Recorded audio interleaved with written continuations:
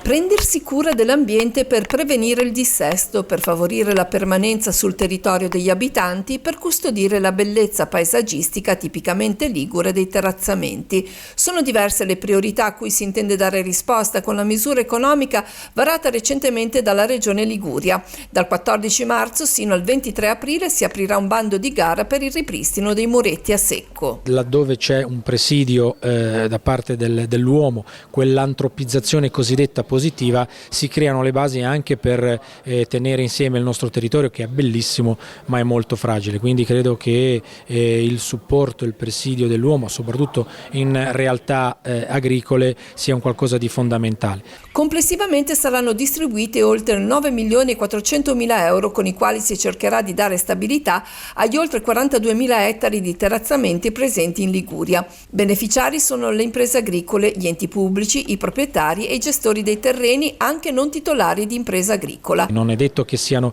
agricoltori a titolo principale, anche i cosiddetti hobbisti o i liberi professionisti o il singolo cittadino può partecipare a questa domanda, che è una domanda semplicissima a sportello, per poter magari ripristinare o recuperare alcune realtà della propria campagna, del proprio appezzamento. Lo stanziamento avverrà con modalità a sportello secondo l'ordine cronologico di presentazione delle domande di sostegno.